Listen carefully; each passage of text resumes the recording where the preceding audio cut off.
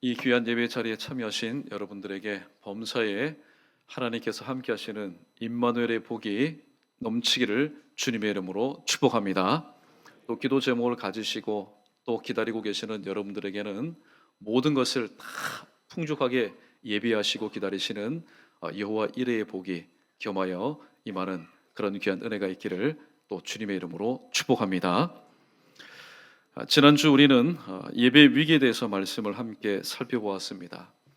예배 위기는 예배 회복을 통해서 돌파할 수 있습니다.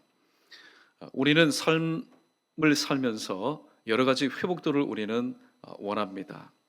그중에는 예배 회복도 있고 또 관계의 회복도 있고 또 삶의 회복도 있습니다. 그러나 때로는 목구멍이 포도청이라 먹고 사는 것이 또 시급한 문제이기 때문에 먼저 하나님과의 관계를 회복하기보다는 그저 내 삶 가운데 막혀있는 것이 좀 뻥 뚫렸으면 좋겠다, 닫혀있는 것이 시원하게 열렸으면 좋겠다, 꼬인 것이 술술 풀렸으면 좋겠다. 그래서 예배의 회복, 관계의 회복은 신경 쓰지 않고 그저 삶의 회복만 간절히 기다리고 있는 그런 삶을 살아가고 있습니다. 그러나 외람된 말씀이지만은 예배의 회복과 관계의 회복 없이는 절대로, 특별히 믿는 우리에게는 삶의 회복이 공짜로 주어지지 않는다는 사실을 다시 염두에 둘 때에 우리가 진작 관심 가질 것은 내 삶의 회복이기 전에 먼저는 관계의 회복이요, 또 관계의 회복이 온전히 이루어지고 원만하게 이루어지기 위해서는 오늘도 주님께서 지난주에 주신 말씀처럼 바로 예배의 회복이 우리의 삶 가운데 있어야 됩니다. 이를 위해서 가장 합당한 인물을 소개하였는데 그 사람은 바로 요셉이었습니다. 사실 요셉은 인간다운 그런 삶을 살 수 없는 환경 가운데 있었습니다. 애굽의 노예로 팔려갈 때에, 그러나 그의 조상들이 믿었던, 할아버지가 믿었고 아버지가 믿었던 그 하나님을 자기 하나님으로 삼을 때에, 그리고 보이지 않는 곳에서 하나님을 예배하는 하나님의 예배 회복이 있을 때 하나님께서는 요셉에게 은혜를 베풀어 주셨습니다. 보디발에게 은혜를 입게 하셨습니다. 인통의 복을 허락하셨습니다. 그 이후에 요셉이 손대고 계획하는 일들마다 하나님께서 복을 주시는 물통의 복도 허락해 주셨습니다. 우리는 그저 해야 될 그 의무, 감당해야 될 일들은 감당하지 않고 누가 이렇게 되었더라, 무슨 말을 할 때에 그것이 곧 나의 이야기, 나의 삶이 되지 않으면 불평하고 원망합니다.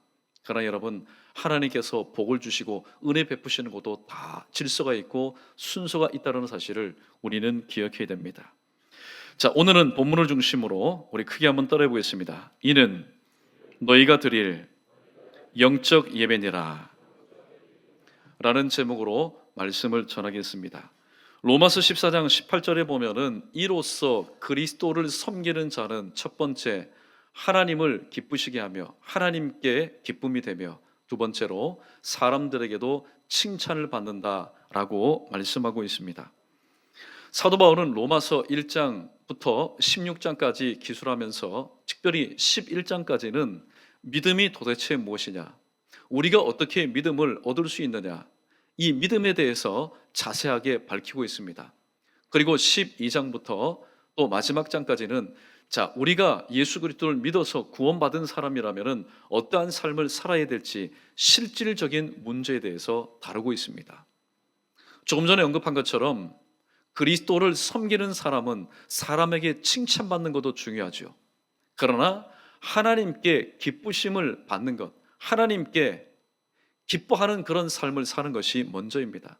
그러면 우리가 하나님을 기쁘시게 하고 하나님의 기쁨이 되는 삶에 가장 먼저 되는 거룩한 의무는 무엇일까요? 그것은 조금 전에 대독해 드린 것처럼 바로 영적 예배, 예배가 우리의 삶 가운데 가장 우선시 되는 바로 성도의 거룩한 의무입니다. 사도 바울은 말합니다. 오늘 본문을 요약하면 다음과 같습니다.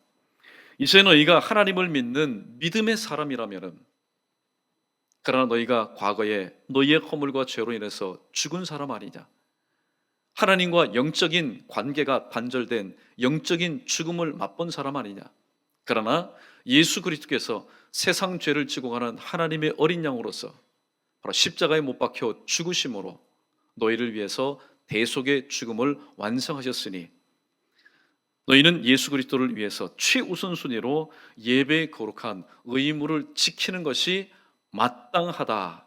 오늘 말씀을 요약하면 이와 같습니다. 사도 바울은 오늘 1절에서 너희 몸을 드리라고 명령하고 있습니다. 여기에서 이 몸이라는 것은 이분법적으로 영혼이 떠난 그냥 우리의 육신만을 의미하지 않고 있습니다. 만약에 사도 바울이 너희 몸을 우리의 육신만 드리라고 했으면은 1절 하반절을 이렇게 맺는 것이 맞습니다. 이는 너희에 드릴 육적 예배니라. 그러나 사도 바울은 영적 예배라고 말하고 있습니다. 이를 볼 때에 오늘 예배에 참여하는 우리 모두는 몸만 참여하는 것이 아니라 우리의 전 인격과 나아가서 우리의 전 자신을 하나님 앞에 드리는 삶을 살아야 됩니다. 사도 바울은 고린도전서 3장 16절에서 너희가 하나님의 성전이라고 이미 밝힌 바가 있습니다. 너희가 하나님의 성전인 줄 알지 못하느냐? 성령이 거하시는 하나님의 전이 바로 너희 자신이라고 말하고 있습니다. 하나님은 단지 우리의 육신 가운데만 거하지 않습니다. 우리의 전 인격 가운데, 때로는 우리의 마음 가운데, 생각 가운데, 뜻 가운데, 계획 가운데도 계시는 분이십니다. 그러므로 너희 몸을 드리라는 말은 너희의 자신, 너희의 전 인격을 마음과 뜻을 다해서, 전심을 다해서 하나님 앞에 드릴 것을 말하고 있습니다. 자, 그렇다면 사도 바울은 오늘 1절에서 어떻게 드리는 것이 영적 예배, 합당한 예배인지에 대해서 두 가지의 말씀을 주고 있습니다. 우리 1절 말씀 우리 한번 읽어보겠습니다. 시작. 그러므로 형제들아 내가 하나님의 모든 자비하심으로 너희를 권하노니 너희 몸을 하나님이 기뻐하시는 거룩한 산 제물로 드리라. 이는 너희가 드릴 영적 예배니라. 아멘. 먼저는 하나님이 기뻐하시는 예배여야 합니다. 저와 여러분의 예배는 하나님이 기뻐하시는 예배여야 합니다. 그렇다면 하나님이 기뻐하시는 예배는 무엇일까요? 너무나 수준을 높이 잡지 마십시오. 하나님께서 기뻐하시는 예배는 하나님께서 뜻하신 대로 드리는 예배입니다. 그러면은 하나님의 뜻하신 예배는 무엇일까요? 지난 시간 요한복음 4장 24절 말씀을 통해서 익히 알고 있는 것처럼 하나님을 바로 영과 진리로 드리는 예배, 이것이 바로 하나님의 뜻대로 드리는 예배요, 하나님께서 기뻐하시는 예배입니다.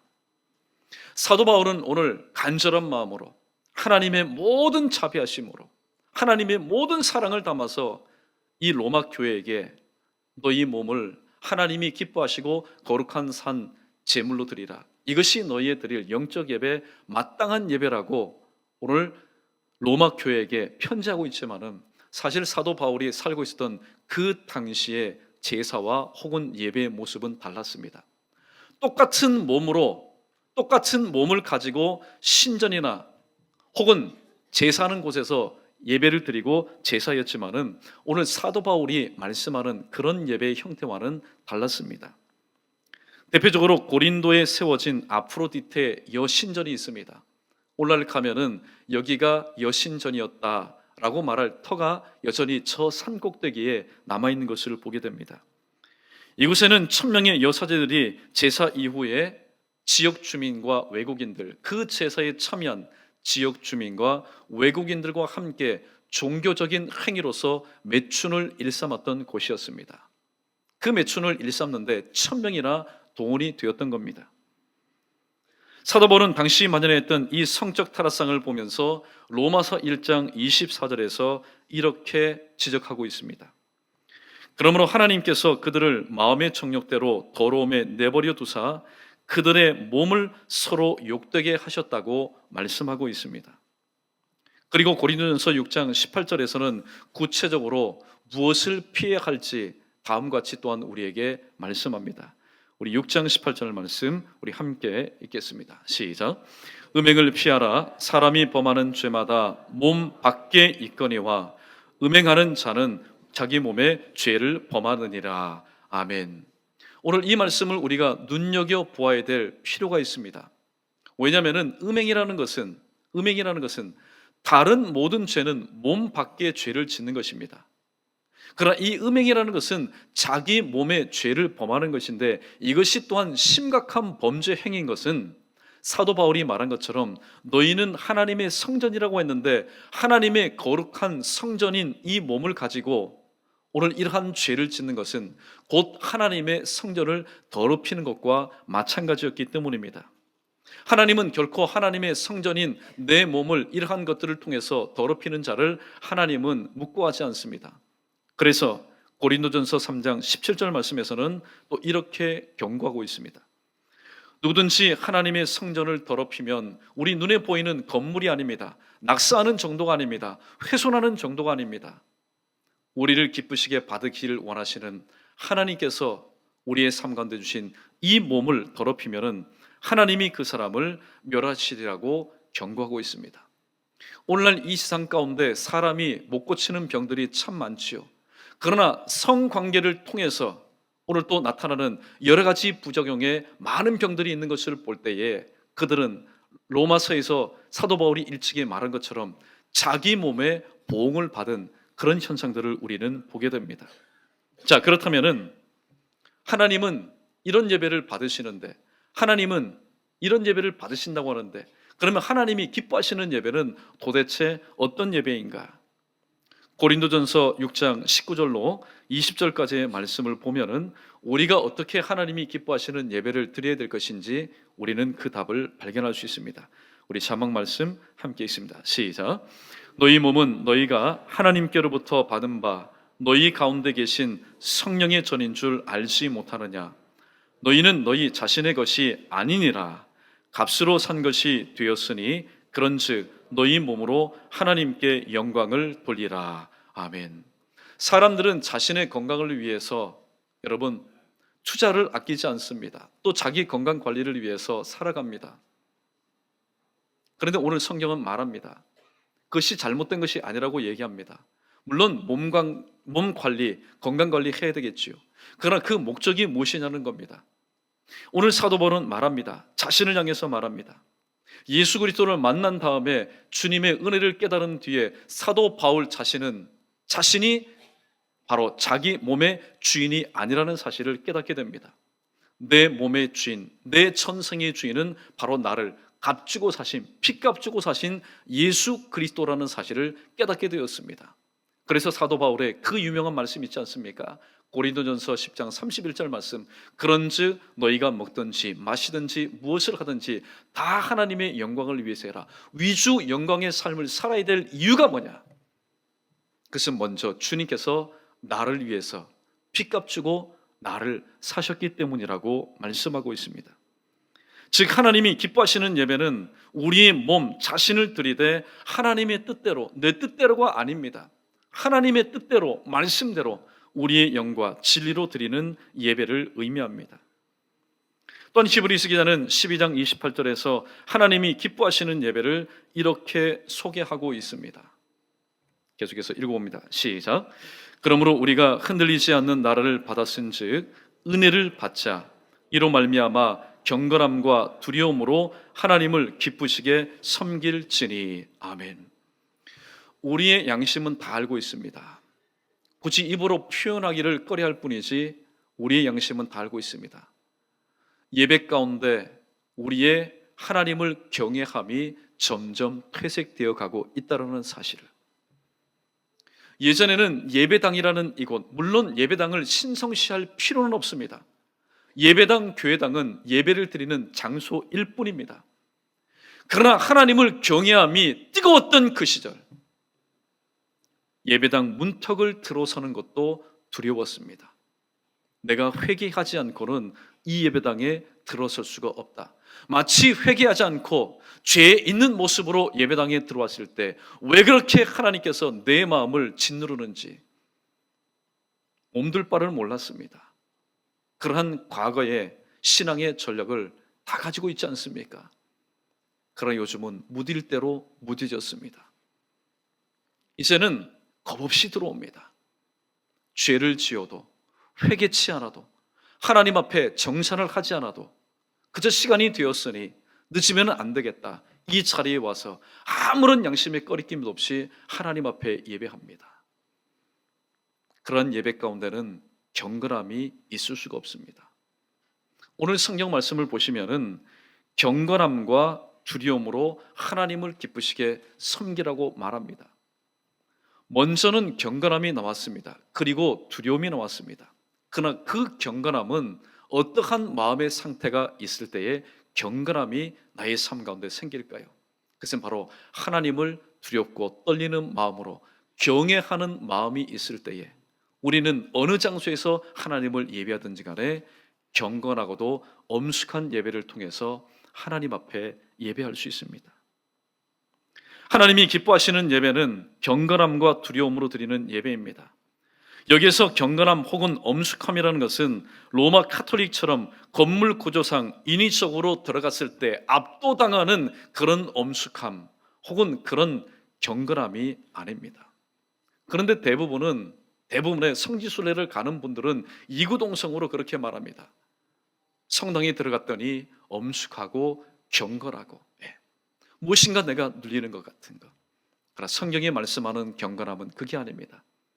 이 자리에 계신 주님께서 나를 품어주시고 죄된 모습으로는 하나님 앞에 예배할 수 없어서 그 주님의 강력하신 은혜를 통해서 나를 누를 때에 또 회개한 뒤에 하나님이 주시는 그런 평안함과 하나님이 주시는 그런 쉼을 통해서 하나님을 마음껏 자유하는 마음으로 예배할 수 있는 마음의 상태. 오늘 예배하는 사람들은 마음속에 하나님 경외함을 갖고 하나님을 예배하는 사람들을 참 찾기가 드뭅니다. 하나님을 경외하는 마음을 가지고 예배하는 사람들을 찾기가 참 드뭅니다. 왜 그럴까요? 그것은 바로 오늘 하나님께서 허락하신 주중의 삶 가운데 예비됨이 없이 그저 시간이 되어서 이 자리에 나와서 예배하기 때문입니다. 그 삶의 단편을 보면 하나님께서 주시는 지혜가 참 기가 막힙니다. 여러분 요리할 때 보십시오. 계란 하나를 후라이를 해 먹어도 아무런 불을 가열하지 않는 그냥 차디찬 그 후라이팬에다가 계란을 탁 터뜨려 보십시오. 아무런 요리, 맛있는 후라이를 해 먹을 수가 없습니다. 충분히 달군 다음에 시간을 두고 충분히 가열한 다음에 톡 가서 떨어뜨리면 아주 맛난 그런 계란을 우리가 먹을 수 있는 것을 볼 때에 맞다. 하나님께서는 우리에게 이 주일 예배할 수 있는 날을 하나님께서는 6일이라는 시간을 우리에게 주셨습니다. 그러나 우리의 삶은 어떻습니까? 내 삶이 너무나 바쁘다 보니 소를 10마리나 샀으니 또 밭을 샀기 때문에 장가 들었기 때문에 이 땅에서 하나님이 주신 그 분복으로 인해서 하나님께 예배하는 것이 아니라 분복 때문에 아이러니컬하게도 주신 분복 때문에 6일 동안 하나님을 충분히 예배하기 위해서 준비하는 삶이 아니라 그저 내 삶 가운데 급급하고 때로는 하나님이 주신 시간을 넉넉하게 또 여유 있게 관리하는 것이 아니라 그 시간에 쫓기는 삶을 살다 보니 오늘도 허겁지겁 하나님 앞에 나와서 그저 이사야 시대의 그 위기의 예배처럼 마당만 밟고 하나님 저 왔습니다. 눈도장만 찍고 또다시 삶의 현장으로 나가는 그런 삶을 우리가 살고 있기 때문에 그 예배가 경건한 예배가 될 수 없는 것이고 그 예배가 참된 예배가 될 수 없는 것입니다. 이것은 저를 비롯한 우리 모두의 이야기입니다. 강단 위에는 제외되고 여러분들에게만 주시는 말씀이 아니라 저를 비롯한 우리 모두의 이야기입니다. 그렇기 때문에 오늘 사도 바울은 우리에게 이렇게 말씀합니다. 두 번째로 거룩한 산 예배를 드릴 수 있어야 된다고 말씀하고 있습니다. 하나님이 기뻐하시는 예배는 어떤 예배입니까? 그것은 바로 거룩한 예배입니다. 구원받은 믿음의 사람이 하나님께 거룩한 예배를 드려야 될 이유에 대해서 레위기 11장 45절에서 오늘 레위기 기자 모세는 이렇게 말합니다. 우리 한번 따라 해보겠습니다. 내가 거룩하니 너희도 거룩할지어다. 예, 하나님께서 거룩하신 분이기 때문에 다른 방법 없습니다. 다른 인위적인 방법이 필요가 없습니다.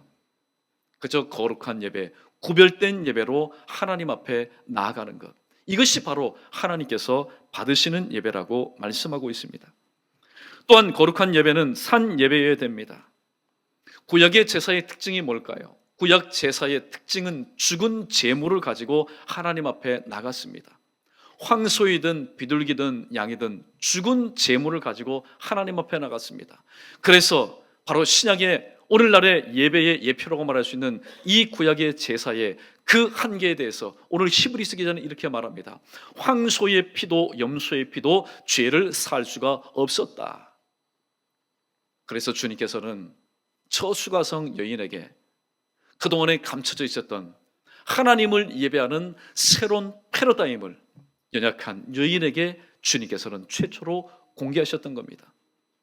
하나님은 이렇게 예배하는 자를 찾으시느니라. 하나님께 이렇게 예배할 때가 분명히 올 것이다. 하나님은 영이시다. 그렇기 때문에 예배하는 자는 영과 진리로 예배하라. 그런데 오늘날 구약의 의미, 구약적인 관점에서 보면은 저와 여러분, 우리가 하나님이 받으실 만한 예배를 드리기 위해서는 저부터 죽어야 됩니다. 저부터 죽어야 됩니다. 그러나 저는 죽지 않습니다. 저는 살아 있습니다. 우리 모두가 오늘도 살아 있습니다. 무엇을 의미합니까? 예수 그리스도께서 이미 저와 여러분을 위해서 대신 죽으셨기 때문에 주님의 죽음이 곧 나의 죽음이라는 믿음을 가지고 우리는 오늘 또 살아있는 가운데 하나님을 예배합니다. 그러나 여러분 오해하지 마십시오. 오늘 이 자리에 함께 예배에 참여하고 있다고 해서 우리 모두가 하나님이 받으실 만한 참된 예배자라고 착각해서는 안 됩니다. 왜냐하면 이 자리에 얼마든지 목사의 눈에는 보이지 않습니다. 여러분 눈에도 보이지 않을 겁니다. 그러나 우리의 중심을 보시는 주님 눈에는 여전히 이 자리에 나와서 입을 벌려서 찬송하고 기도하지만은 그 영혼이, 그 중심이 하나님과의 관계 단절로 인해서 영적인 죽음 상태에 있는 자, 영적으로 죽어 있는 자가 드리는 예배는 하나님께서 받지 않는다고 말씀하고 있기 때문입니다. 그러므로 여러분, 오늘 이 자리에 나와서 주님 앞에 예배할 때에 또 찬송하고 기도하고 또 말씀 들으며 이후에 성도의 아름다운 교제를 나눌 때에 이것이 참으로 귀한 모임이다. 이것이 참으로 세상에 가장 값진 가치 있는 모임이다. 우리가 그렇게 하나님께 감사할 수 있는 것은 바로 다음 같은 연유이기 때문입니다.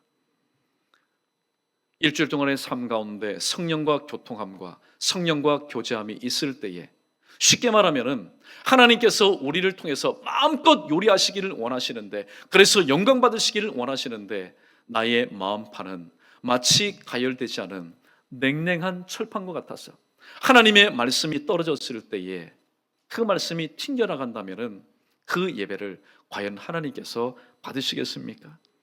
하나님을 예배하기 위해서는 반드시 하나님과의 관계가 먼저 회복되어야 됩니다.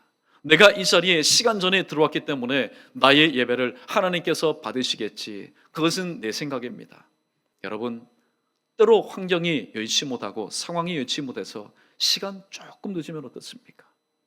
시간 조금 늦으면 어떻습니까? 물론 시간 전에 오는 것도 좋지만은 환경이 상황이 여의치 못해서 조금 늦어도 여러분 상관없습니다. 내 중심이, 내 마음이, 하나님을 예배하는 내 마음이 펄펄펄펄 끓어서 하나님께서 어떤 말씀을 주신 간에 그 말씀이 내 안에서 익어지며 내 안에서 열매 맺는다면은 그 예배가 하나님이 기뻐하시는 예배요. 하나님이 기뻐하시는 예배면요, 영은 영을 통합니다. 영은 영끼리 통합니다. 하나님이 받으시는 예배라면 벌써 내 마음에 뜨거움이 있습니다. 내 마음 가운데 떨어지는 순간 바로 말씀의 결실을 맺기 때문입니다. 이처럼 하나님이 기뻐하시는 예배, 거룩한 산 예배를 드리기 위해서는 우리가 오늘 2절 말씀을 다시 한번 눈여겨 우리의 삶 가운데 새길 필요가 있습니다. 2절 말씀 마지막으로 우리 읽어보겠습니다. 시작. 너희는 이 세대를 본받지 말고 오직 마음을 새롭게 함으로 변화를 받아 하나님의 선하시고 기뻐하시고 온전하신 뜻이 무엇인지 분별하도록 하라. 아멘. 첫 번째는 이 세대를 본받지 말아야 됩니다. 사람들은 두려워합니다. 세상에 왕따 당하는 것, 교계에서도 왕따 당하는 것, 또 사회생활 가운데서도 왕따 당하는 것, 직장생활에서도 왕따 당하는 것을 참 싫어합니다. 그러나 여러분, 신앙생활 할 때에 내가 양심이 꺼리낌 없이 신앙생활 하는데 사람들이 나를 왕따 시킨다, 여러분 두려워하지 마십시오. 오히려 자랑스럽게 여기십시오. 사도 바울은 알고 있었습니다. 오늘 첫 번째, 이 세대를 본받지 말라는 겁니다. 너희가 저 신전에서 드리는 그런 이방인들의 제사를 본받지 말라는 겁니다. 여러분, 우리에게로 돌아옵니다. 저희는 합동측에 소속되어 있습니다. 저희에게도 교단이 있고 교회가 있습니다. 그런데 만약에 예를 듭니다. 정말로 영향력을 끼칠 수 있는, 어떤 면에서든 간에 영향을 깊이 크게 끼칠 수 있는 교회가 하나님이 기뻐하지 않는 그런 예배의 모습, 그런 예배 시스템을 도입해서 예배한다고 할 때에 여러분, 우리 연희교회는 어떻게 되겠습니까? 그 예배가 좋다고 또 주변에는 많은 교회들이 따라갑니다. 한때 열린 예배, 빈야드 예배, 하나님이 기뻐하지 않는 예배입니다. 여러분, 예배의 중심, 예배는 누구를 위한 것입니까? 절대로 예배는 목사를 위한 것, 예배는 여러분 자신을 위한 것도 아닙니다. 예배는 하나님을 위한 것입니다. 그런데 언제부터인가 저 유럽에 있었던 것이, 저 미국에 있었던 것이 한국 땅에 들어와서 사람들의 감정을, 사람들의 감각을 자극하기 시작하였습니다. 사랑하는 성도 여러분, 세상 사람들이 다 그런 길로 간다 할지라도, 다 그런 예배 형태를 도입해서 이것이 참된 예배라 할지라도, 또 성경이 말씀하는 예배가 아닐진데, 영과 진리로 드리는 예배가 아닐진데, 때로는 그러한 예배에 동참하지 않는다 해서 연희교회 왕따시킨다 할지라도 여러분, 오히려 그로 인해서 여러분 염려하고 근심하지 마십시오. 진리를 위해서 왕따라는 것에 대해서 오히려 자랑스럽게 여기십시오. 왜냐하면 하나님의 구원의 손길은 진리를 위해서, 복음을 위해서, 하나님의 뜻을 위해서 왕따당하는 것을 결코 두려워하지 않고 바로 이것을 자랑스럽게 여기면서 그 진리의 자리에서 끝까지 그 진리를 고수한 사람에게 하나님의 은혜가 먼저 임하였고, 하나님의 은혜가 임한 심령과 가정과 나라와 민족 가운데 하나님의 구원의 손길이 임하였기 때문입니다. 두 번째는 오직 마음을 새롭게 함으로 변화를 받는 것입니다. 말씀 얼마나 좋습니까? 저도 이 말씀대로 살고 싶습니다. 그러나 이것은 내가 할 몫이 아닙니다. 하나님께서 빚어주셔야 될 몫입니다. 왜냐하면 사람이 체질을 개선된다는 것, 그것도 육적으로 체질을 개선되는 것도 몇십 년이 걸리는데 영적으로 체질이 개선되는 것은, 그것은 내 마음대로 되는 것이 아니라 하나님의 일방적인 은혜가 아니고서는 감당할 수 없는 바로 사역이기 때문입니다. 히브리서 10장 22절 말씀 제가 읽어드립니다. 우리가 마음의 뿌림을 받아 악한 양심으로부터 벗어나고 몸은 맑은 물로 씻음을 받았으니 참 마음과 온전한 믿음으로 하나님께 나아가자. 여러분, 이것이 하나님 손에 의해서 영적으로 육적으로 체질 개선된 빚어진 참된 예배자가 하나님 앞에 나아가는 모습입니다. 참 마음과 온전한 믿음으로 하나님께 나아가자. 마지막 세 번째는 하나님의 선하시고 기뻐하시고 온전하신 뜻이 무엇인지를 분별하는 것입니다. 참 이것 어렵습니다. 사람이 사람의 속내를 깨닫고 분별하는 것 너무나 힘들지요. 그래서 옛말에 이런 말도 있지 않습니까? 10길 물속은 알아도 한 길 사람 속 아는 것이 참 힘들다고 얘기합니다. 하물며 보이지 않는 하나님의 그 속뜻, 그 깊은 뜻을 우리가 어떻게 알 수 있으며 어떻게 또 분별할 수 있겠습니까? 그러므로 우리는 이 막혀있는, 내 인지력으로 막혀있는 이 한계 시점에서 우리는 또 하나님의 말씀의 도움을 우리는 필요로 합니다. 우리 고린도전서 2장 10절 말씀, 우리 자막에 뜬 말씀 우리 읽어보겠습니다. 시작. 오직 하나님이 성령으로 이것을 우리에게 보이셨으니 성령은 모든 것 곧 하나님의 깊은 것까지도 통달하시느니라. 아멘. 오늘 주님도 말씀합니다. 또 그리고 교회 많은 목자들이 얘기합니다.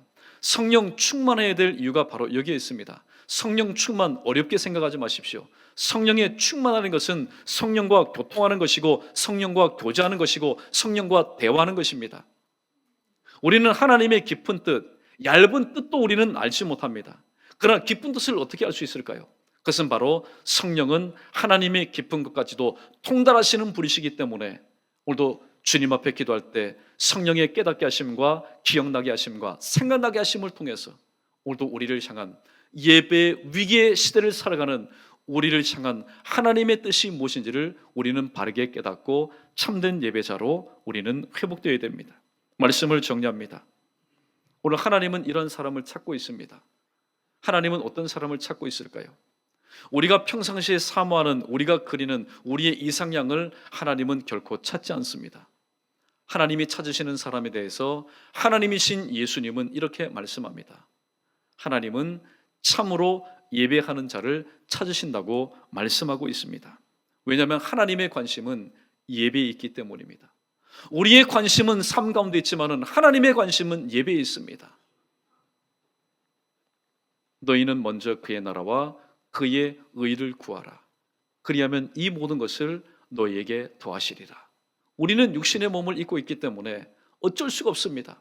팔이 안으로 굽을 수밖에 없죠. 하나님의 귀한 말씀, 마태복음 6장 33절 말씀을 볼 때 하나님이 보시는 관점과 우리가 보는 관점이 다르다는 겁니다. 하나님의 관심은 나의 나라와 나의 의를 위해서 너희가 먼저 구해라. 하나님의 관심은 우리가 예배하는 것인데 우리의 관심은 온통 하나님의 나라와 하나님의 의, 보이지도 않고 잡히지도 않는 것 우리는 구하지 않습니다. 눈에 보이고 잡히는 우리의 삶을 위해서 우리는 열심을 내고 있습니다. 그러한 우리에게 오늘 주님은 말씀하고 있습니다. 내가 찾는 사람은 바로 예배하는 사람이다. 내가 관심 두는 것은 바로 예배다. 여러분, 어떤 사람이 복을 받을까요? 어떤 사람이 형통할까요? 어떤 사람이 하나님의 은혜를 입을까요? 그냥 내 관심거리, 내 관심사 고집하면서 그것만 집중해서 그것만 해결하기 위해서 여러분 동분서주하는 사람, 그 사람은 하나님이 허락하신 일반 은혜 울타리 안에서만 살아갈 수밖에 없습니다. 하나님은 우리를 마치 닭장 안에서만 살아가는 그런 존재로 만들지 않았습니다. 믿음의 루트를 통해서, 믿음의 계단을 통해서 저 창공을 활보할 수 있는 바로 운의 창천, 비록 우리를 감싸고 있는 삶의 환경들이 좋지 않다 할지라도 믿음의 루트를 통해서 저 창공을 활보할 수 있는 독수리처럼 살 수 있도록 하나님은 오늘 우리에게 그런 은혜를 베푸셨습니다. 그 통로가 바로 무엇입니까? 바로 예배라는 통로인 것입니다.